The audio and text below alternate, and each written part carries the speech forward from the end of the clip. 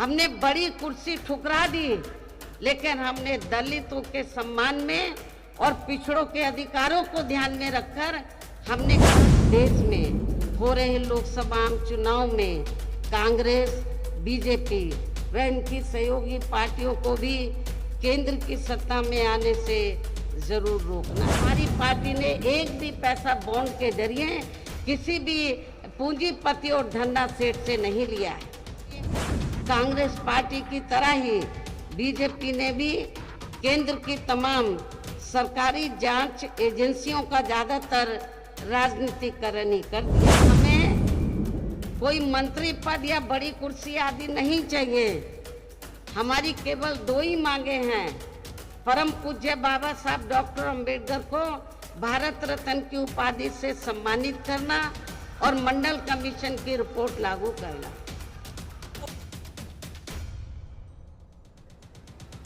वैसे आप लोगों को ये मालूम है कि हमारी पार्टी ये चुनाव कांग्रेस, बीजेपी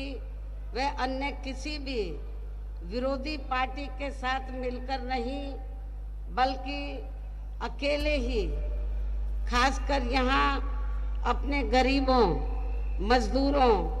दलितों, आदिवासियों, पिछड़े वर्गों, मुस्लिम व अन्य अक़लियतों के बलबूते पर ही ये चुनाव लड़ रही है। और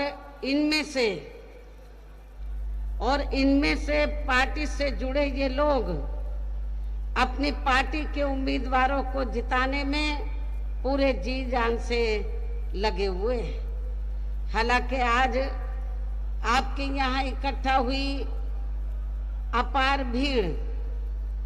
खराब मौसम होने के बावजूद भी यहाँ इकट्ठा हुई अपार भीड़ व भीड़ के जबरदस्त जोश को भी देखकर अब मुझे ये काफी हद तक भरोसा हो गया है कि इस बार आप लोग इस चुनाव में यहाँ अपने प्रदेश से अपनी पार्टी का बेहतर रिजल्ट जरूर लाएंगे। इसके लिए अब मैं आप लोगों का ध्यान कुछ जरूरी बातों की तरफ दिलाना चाहती हूँ और इस संबंध में मैं विशेषकर कांग्रेस, बीजेपी व इनके अन्य सभी सहयोगी पार्टियों के बारे में ये कहना चाहूँगी कि आज़ादी के बाद शुरू में केंद्र व देश के अधिकांश राज्यों में भी ज़्यादातर सत्ता यहाँ कांग्रेस पार्टी के ही हाथों में केंद्रित रही है, किंतु इनकी अधिकांश मामलों में रही गलत नीतियों एवं गलत कार्य प्रणाली आदि की वजह से ही फिर इस पार्टी को केंद्र व काफी राज्यों की भी सत्ता से बाहर होना पड़ा है। और यही स्थिति इनकी सहयोगी पार्टियों की भी बनी रही है, जिसके कारण ही पिछले कुछ वर्षों से बीजेपी व इनके सहयोगी दल केंद्र व अधिकांश राज्यों की भी सत्ता में काबिज हो गए। कांग्रेस पार्टी की गलत नीतियों व कार्यशैली की वजह से ही आप लोगों को ये मालूम है कि हमें बहुजन समाज पार्टी बनाने की भी जरूरत पड़ी है। यदि कांग्रेस पार्टी कमजोर तबके के लोगों का पूरी ईमानदारी निष्ठा से भला करती, उनको भारतीय संविधान के तहत जो दिए गए कानून है उनका पूरा लाभ उनको देती, तो शायद हमें बहुजन समाज पार्टी को बनाने की जरूरत नहीं पड़ती। लेकिन बीएसपी को बनाने की जरूरत इसलिए पड़ी क्योंकि कांग्रेस पार्टी की कथनी करने में काफी अंतर रहा है। आप लोगों को ये भी मालूम है कि आप लोग कांग्रेस पार्टी के राज में काफी लंबे अरसे तक ये संघर्ष करते रहे कि बाबा साहब डॉक्टर अंबेडकर को भारत रत्न की उपाधि से सम्मानित किया जाना चाहिए। लेकिन कांग्रेस पार्टी ने बाबा साहब डॉक्टर अंबेडकर को अपने जीते जी उनको भारत रत्न की उपाधि से सम्मानित नहीं किया। और इतना ही नहीं, इनके कारवां को, मूवमेंट को आगे बढ़ाने वाले, बाबा साहब के देहांत के बाद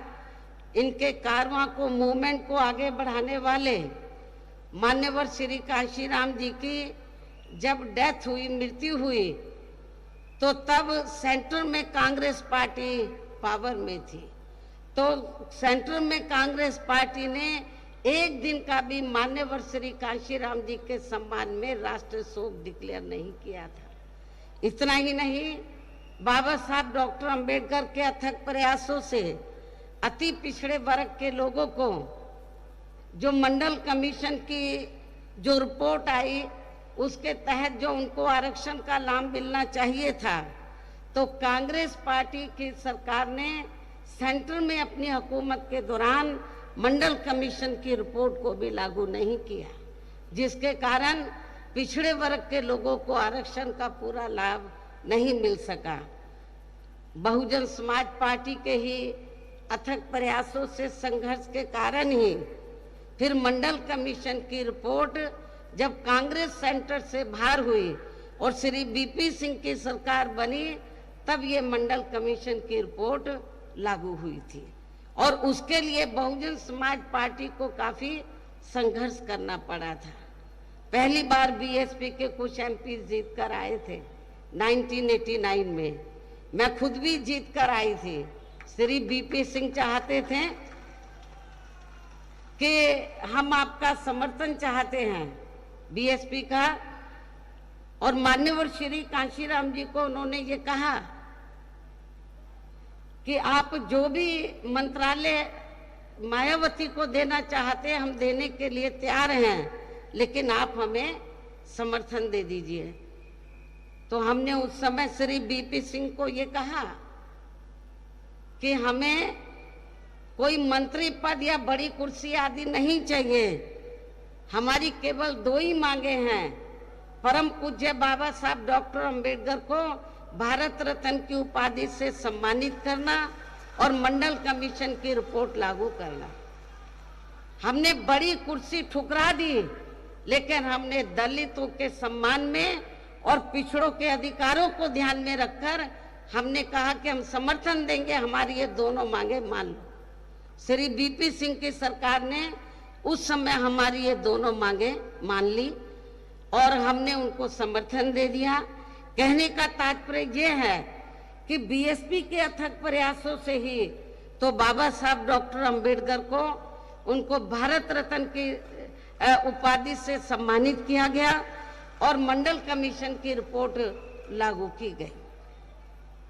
और कांग्रेस पार्टी की इस किस्म की जो मानसिकता थी, जो गलत नीतियां थी, गलत कार्यशैली थी, जातिवादी जो मानसिकता थी, तो उसके कारण फिर ये पार्टी धीरे धीरे केंद्र व ज्यादातर राज्यों की सत्ता से बाहर हो गई और हमें भी फिर बीएसपी बनाने की जरूरत पड़ी। और जिसके कारण ही फिर पिछले कुछ वर्षों से बीजेपी व इनके सहयोगी दल केंद्र व अधिकांश राज्यों की भी सत्ता में काबिज हो गए और अब इनकी भी ज्यादातर जातिवादी, पूंजीवादी, संकीर्ण, सांप्रदायिक व द्वेषपूर्ण नीतियों एवं कार्य प्रणाली आदि से तथा इनकी कथनी व करनी में भी काफी अंतर होने की वजह से ऐसा लगता है कि इस बार ये पार्टी भी, यानी कि भारतीय जनता पार्टी भी केंद्र की सत्ता में आसानी से आने वाली नहीं है, बशर्ते यदि ये चुनाव इस बार फ्री एंड फेयर होता है तथा आम चर्चा के मुताबिक वोटिंग मशीनों में भी कोई गड़बड़ी आदि नहीं की जाती है। और वैसे भी इस बार चुनाव में इनकी कोई भी पुरानी व नई चल रही नाटकबाजी, जुमलेबाजी व गारंटी आदि काम में आने वाली नहीं है, क्योंकि अब देश की जनता काफी हद तक इस बात को समझ चुकी है कि इनकी पार्टी ने अब तक देश के विशेषकर गरीबों, कमजोर तबकों, मध्यम वर्गीय एवं अन्य मेहनतकश लोगों को जो इन्हें अच्छे दिन दिखाने के असंख्य प्रलोभन भरे वायदे किए हैं तथा इनको हवाई व कागजी गारंटी भी काफी दी है, तो उनका जमीनी हकीकत में अभी तक भी इन्होंने लगभग 1/4 हिस्सा भी कार्य पूरा नहीं किया है, बल्कि इसके स्थान पर इनका ज्यादातर समय व ताकत भी यहाँ इनके अपने चहेते रहे बड़े बड़े पूंजीपतियों एवं धन्ना सेठों को ही ज्यादा से ज्यादा माला माल व धनवान आदि बनाने में ही तथा इन्हें हर स्तर पर छूट देने व बचाने में ही लगी रही है, जिनके अधिकांश आर्थिक सहयोग से ही ये पार्टी व अन्य पार्टियां भी अपना संगठन चलाती हैं तथा चुनाव आदि भी लड़ाती हैं, जिसका काफी हद तक खुलासा माननीय सुप्रीम कोर्ट की सख्ती से बॉन्ड की आई रिपोर्ट से भी हो जाता है तथा जिसमें यानी कि बॉन्ड के जरिए धनवानों से पैसा लेने का अपनी पार्टी के बारे में कहीं पर भी कोई जिक्र नहीं है। हमारी पार्टी ने एक भी पैसा बॉन्ड के जरिए किसी भी पूंजीपति और धन्ना सेठ से नहीं लिया है। इसके साथ ही कांग्रेस पार्टी की तरह ही बीजेपी ने भी केंद्र की तमाम सरकारी जांच एजेंसियों का ज्यादातर राजनीतिकरण ही कर दिया है, जिसकी देश में यह आम चर्चा भी है। इसके अलावा देश के किसान वर्ग भी वर्तमान बीजेपी की सरकार में शुरू से ही अपनी विभिन्न समस्याओं को लेकर काफी ज्यादा दुखी व परेशान रहे हैं और अभी भी है, जबकि यूपी में 4 बार हमारी पार्टी की रही सरकार ने इनके हितों का भी हर स्तर पर विशेष ध्यान रखा है। इतना ही नहीं बल्कि केंद्र में पूर्व की रही कांग्रेसी सरकार की तरह ही वर्तमान भाजपा सरकार में भी इनकी जातिवादी, हीन, सांप्रदायिक एवं पूंजीवादी सोच व नीतियों के चलते ही पूरे देश में सर्व समाज में से खासकर गरीबों, दलितों, आदिवासियों, पिछड़े वर्गों, मुस्लिम व अन्य धार्मिक अल्पसंख्यक समाज के लोगों का भी पूर्ण रूप से विकास व उत्थान आदि नहीं हो सका है। और इस संदर्भ में वैसे आप लोगों को ये मालूम है कि पूरे देश में यहाँ दलितों, आदिवासियों एवं अन्य पिछड़े वर्गों का सरकारी नौकरियों में वर्षों से अधूरा पड़ा आरक्षण का कोटा भी अभी तक पूरा नहीं भरा गया है। विशेषकर एससी व एसटी वर्गों के सरकारी कर्मचारियों का पदोन्नति में आरक्षण तो अब काफी हद तक प्रभावहीन ही बना दिया गया है। साथ ही केंद्र व राज्यों में भी विरोधी पार्टियों की रही सरकारों में इन सभी वर्गों को प्राइवेट सेक्टर में आरक्षण दिए जाने की व्यवस्था किए बिना ही इनकी सरकारों के ज्यादातर सरकारी कार्य अब प्राइवेट सेक्टर के जरिए ही इनके बड़े बड़े पूंजीपतियों व धन्ना सेठों आदि को ही दिए जाने के कारण अब इन वर्गों को पूरे देश में आरक्षण का बहुत कम ही लाभ मिल पा रहा है। इसी प्रकार इनका अन्य और मामलों में भी शोषण व उत्पीड़न आदि होना अभी तक भी बंद नहीं हुआ है। इनके साथ साथ मुस्लिम व अन्य धार्मिक अल्पसंख्यक समाज के लोगों की भी हालत अब हर स्तर पर यहाँ काफी ज्यादा खराब व दयनीय ही बनी हुई है, जिसका काफी कुछ खुलासा सच्चर कमेटी की रिपोर्ट में भी किया गया है। इतना ही नहीं बल्कि पिछले कुछ वर्षों से केंद्र व अधिकांश राज्यों में भी बीजेपी व आरएसएस की सरकारों के चलते अब इनका विकास एवं उत्थान आदि होना भी काफी हद तक बंदशाही हो गया है। आए दिन इन पर खासकर धर्म की आड़ में हो रही जुल्म जाति भी यहाँ काफी ज्यादा चरम सीमा पर पहुंच चुकी है। इनके साथ साथ अपर कास्ट समाज में से विशेषकर गरीब लोगों की भी हालत हमें कोई खास अच्छी नजर नहीं आती है। इनकी गलत कृषि नीतियों के कारण किसान वर्ग भी आए दिन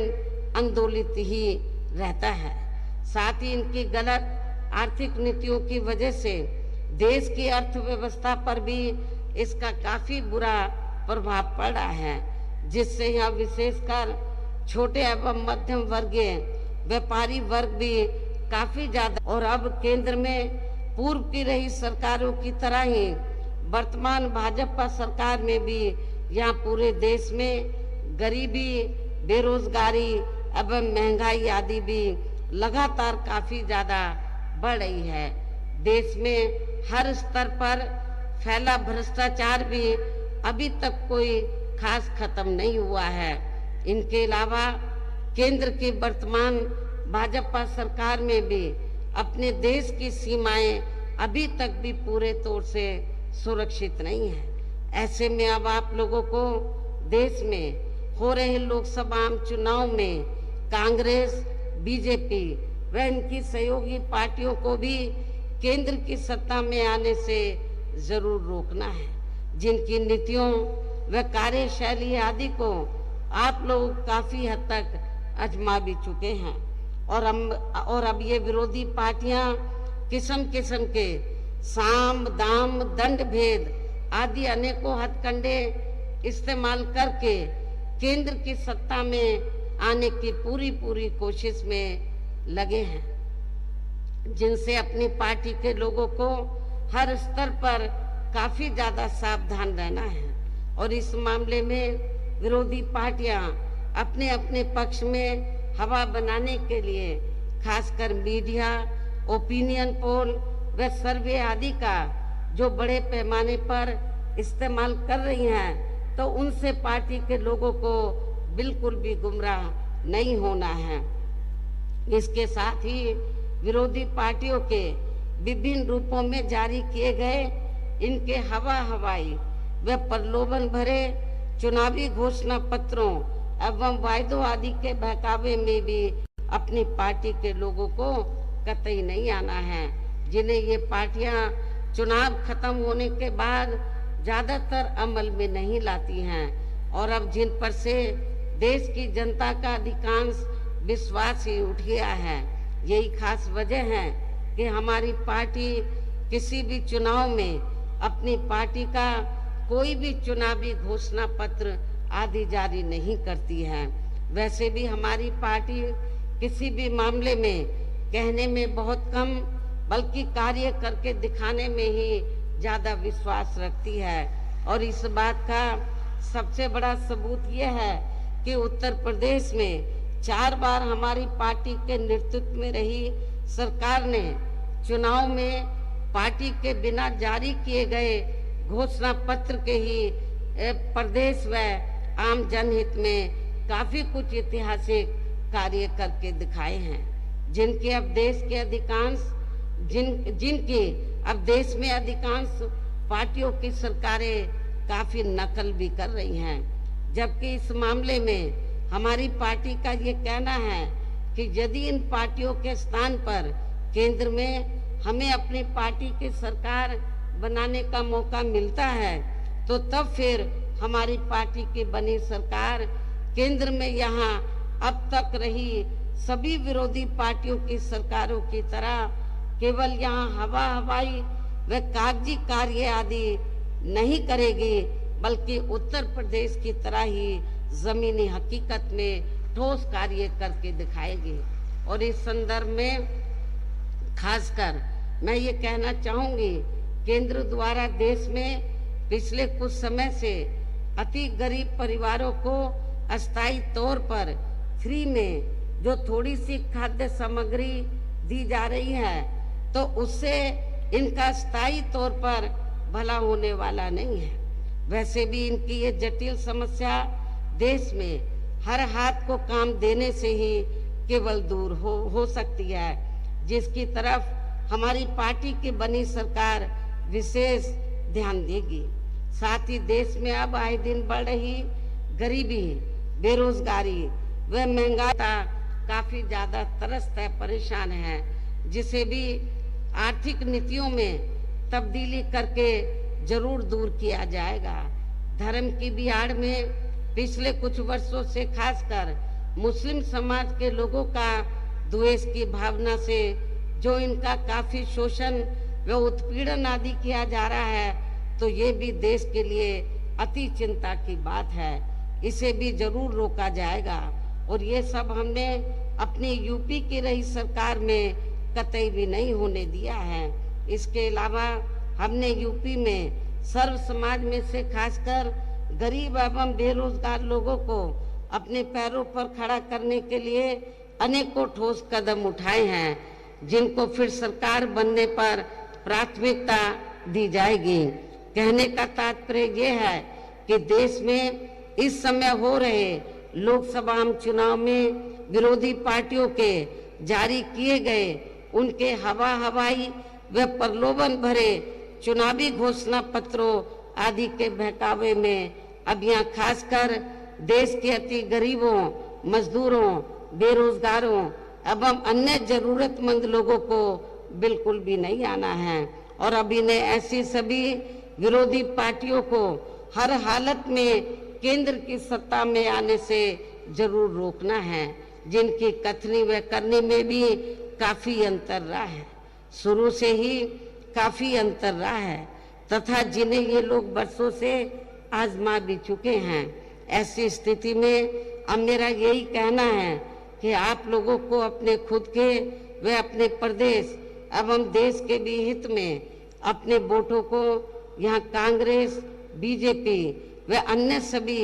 विरोधी पार्टियों को न देकर केवल अपनी एकमात्र हितैषी पार्टी बहुजन समाज पार्टी को ही देना है, जो ये पार्टी उत्तर प्रदेश की तरह ही केंद्र में भी अपनी पार्टी की सरकार बनने पर फिर पूरे देश में अपनी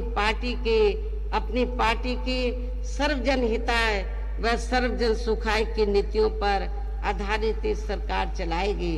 इसके साथ साथ केंद्र से जुड़ी आपके क्षेत्र की जो भी यहाँ स्थानीय समस्याएं होंगी तो उन्हें भी फिर दूर किया जाएगा। साथ ही यहाँ गरीबों, मजदूरों, बेरोजगारों, कर्मचारियों, किसानों, छोटे व्यापारियों एवं अन्य मेहनतकश लोगों के हितों का भी विशेष ध्यान रखा जाएगा। समाज में खासकर दलितों, आदिवासियों, पिछड़े वर्गों, मुस्लिम व अन्य धार्मिक अल्पसंख्यक समाज के लोगों के विकास व उत्थान के साथ साथ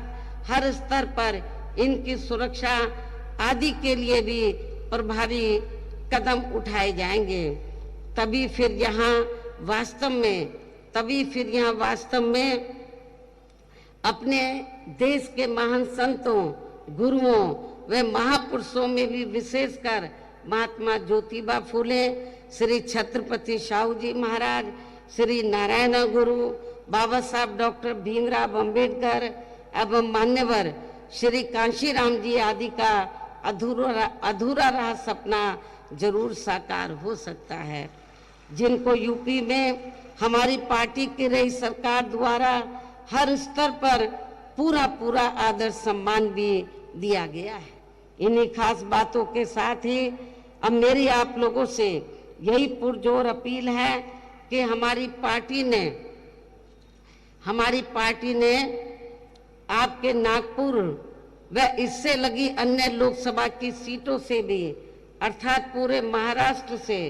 जिनको भी चुनाव के मैदान में उतारा है, जो यहाँ आपके सामने मंच पर मौजूद भी हैं, तो उन्हें आपको जरूर कामयाब बनाना है। जिनको कामयाब बनाने के लिए यहाँ सेंटर एवं स्टेट के कोऑर्डिनेटर तथा स्टेट अध्यक्ष एवं आपके महाराष्ट्र स्टेट के अध्यक्ष व स्टेट की पूरी कमेटी और यहाँ के जोन एवं अन्य सभी स्तर की कमेटी के पदाधिकारी जिनको जिताने में पूरे जी जान से लगे हैं। और इसके लिए अब पार्टी के लोगों को वोट वाले दिन यहाँ बीएसपी के अपने सभी लोकसभा प्रत्याशियों को अपनी पार्टी के हाथी चुनाव चिन्ह के सामने वाले बटन को दबाकर अवश्य ही जिताना है। और इसके लिए अब आप लोगों को वोट पड़ने वाले दिन यहाँ बीएसपी के अपने सभी लोकसभा उम्मीदवारों को पार्टी के हाथी चुनाव चिन्ह के सामने वाले बटन को दबा के इनको जरूर जिताना है, कामयाब बनाना है। इसकी मैं पुनः आपसे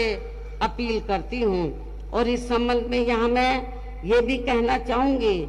कि आप लोगों को वोट पड़ने वाले दिन सबसे पहले सुबह उठते ही व समय से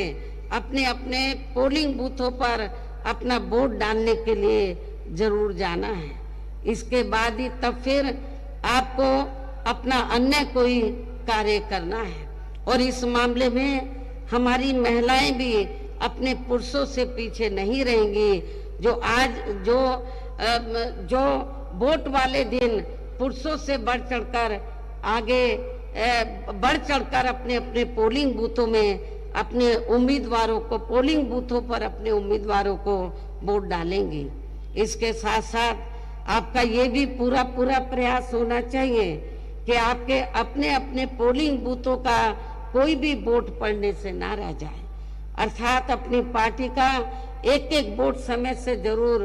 पड़ जाना चाहिए। और अब मैं अंत में पुनः यहाँ अपनी पार्टी के सभी उम्मीदवारों को जो यहाँ मंच पर मौजूद हैं, अपनी पार्टी के इन सभी उम्मीदवारों को पार्टी के हाथी चुनाव चिन्ह के सामने वाले बटन को दबा के उन्हें भारी वोटों के अंतर से जिताने की अपील के साथ ही अब मैं अपनी बात यही समाप्त करूं। लेकिन इससे पहले मैं ये भी कहना चाहूंगी कि परम पूज्य बाबा साहब डॉक्टर अंबेडकर ने अपने जीते जी महाराष्ट्र में उनका वैसे तो पूरे देश के लिए उन्होंने काम किया, लेकिन महाराष्ट्र में खासकर जो ये उनकी कर्म भूमि रही है, तो बाबा साहब डॉक्टर अंबेडकर ने पूरा प्रयास किया था कि आप महाराष्ट्र सेंटर के साथ साथ खासकर महाराष्ट्र स्टेट की पॉलिटिकल पावर की मास्टर की आप लोग अपने हाथ में लें। लेकिन उनके जीते जी आप लोग इसमें कामयाब नहीं हो सके। उनके देहांत के बाद फिर इनके कारवां को, अधूरे पड़े कारवां को मान्यवर श्री कांशीराम जी ने तो मंजिल तक पहुंचाने का पूरा अथक प्रयास किया। इत्तेफाक से मान्यवर श्री कांशीराम जी की ये भी महाराष्ट्र की कर्म भूमि रही। उन्होंने पूना से इस मूवमेंट को शुरू किया, पूरे महाराष्ट्र में लेकर गए, पूरे देश में लेकर गए, बहुत मेहनत की उन्होंने। लेकिन उनके जीते जी आप लोगों ने उनको निराश ही रखा। बाबा साहब को भी निराश किया, मान्यवर श्री कांशीराम जी को भी निराश किया। अब दोनों हमारे बीच में नहीं है। मेरे आप लोगों से पुरजोर अपील है कि यदि आप लोग वास्तव में परम पूज्य बाबा साहब डॉक्टर भीमराव अंबेडकर और मान्यवर श्री कांशीराम जी के आप